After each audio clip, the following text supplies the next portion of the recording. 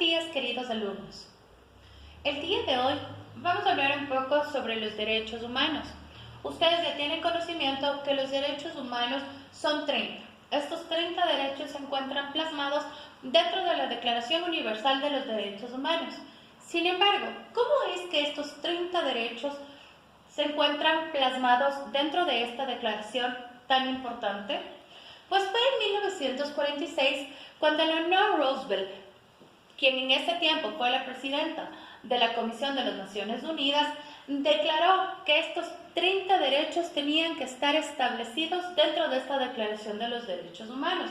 Sin embargo, ¿qué tuvo que pasar antes para que existieran estos 30 derechos que son universales? Es decir, que tienen que ser garantizados por todos los gobiernos a fin de que todas las personas puedan gozar de estos derechos que son inherentes a los mismos. Pues vamos a conocer un poco sobre la génesis de los derechos humanos. 3000 años antes de Cristo, en el Egipto antiguo no existían derechos. Ninguna persona tenía derechos. Si estabas con el lado correcto, estabas bien, estabas resguardado.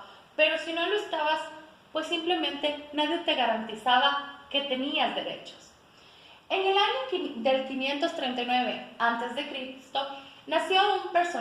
surgió un personaje cuyo nombre era Ciro el Grande, quien después de conquistar Babilonia, declaró que todos los esclavos eran libres y que podían tener cualquier tipo de religión sin importar su procedencia.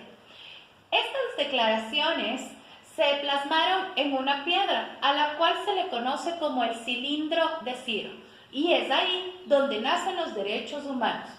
Estas declaraciones pasaron por Grecia, por India, hasta que finalmente llegaron a Roma.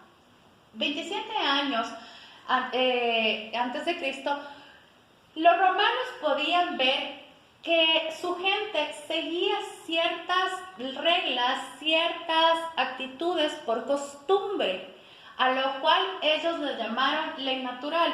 ¿Por qué le llamaron ley natural? Porque nadie les decía que tenían que hacer o que no hacer este tipo de ordenanzas.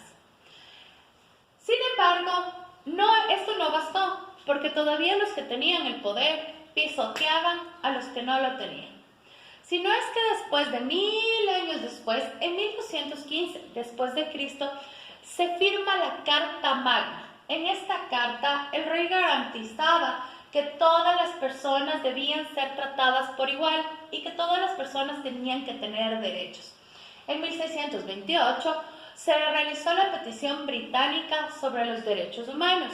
Después se siguieron realizando luchas constantes a fin de garantizar los derechos humanos, y es en 1689 que se dio la Declaración de los Derechos Humanos. Sin embargo, esto no bastaba, y en 1776 un grupo de rebeldes británicos decidió rebelarse y declararse independientes, y es ahí donde nacen los Estados Unidos de Norteamérica. Por su parte, los franceses decidieron también tener su propia revolución, y fue en 1789 que se dio la Revolución Francesa. Pero los franceses decían que los derechos humanos no era algo que alguien se lo había inventado. Al contrario, decían que era algo natural. Por lo tanto, la ley natural de Roma se convirtió en derechos naturales. Sin embargo, no todos estaban contentos con este cambio constante de lo que eran los derechos humanos. Y en 1800, el general Napoleón conquistó todos los territorios europeos y derrocó la democracia de ese entonces, declarándose emperador del mundo, y casi que lo logra. Pero los países europeos se reunieron y firmaron acuerdos entre sí y lo derrocaron.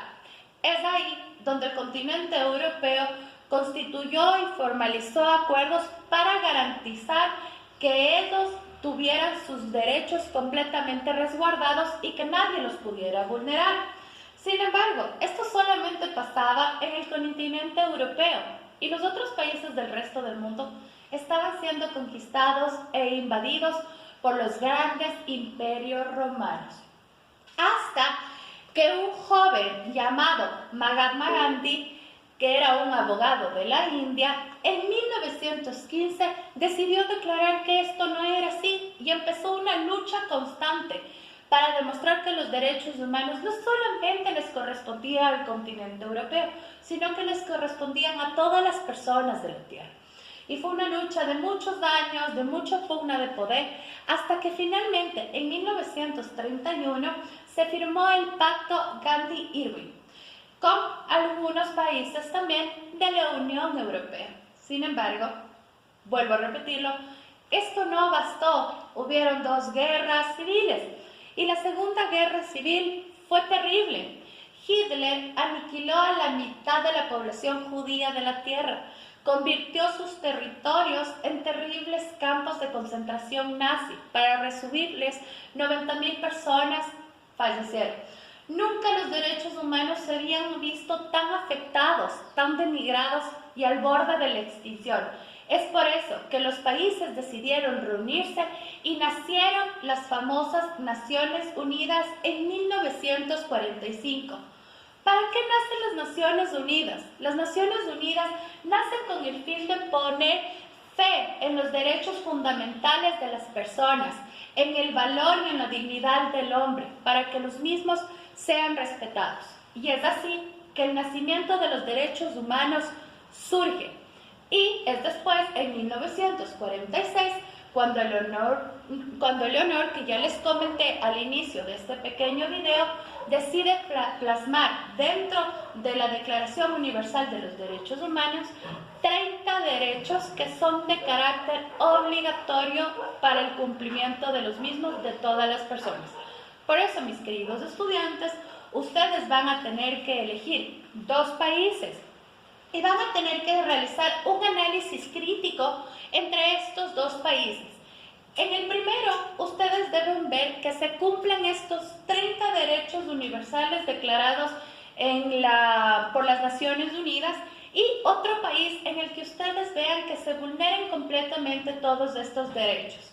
Ustedes, para hacer su tarea, que deberá ser entregada el próximo viernes, podrán utilizar su libro, en donde está señalada toda la información que yo les acabo de administrar, y también pueden utilizar libros, el internet e investigar. Y de esta manera poderme presentar el análisis comparado solicitado. Muchísimas gracias. Buena tarde.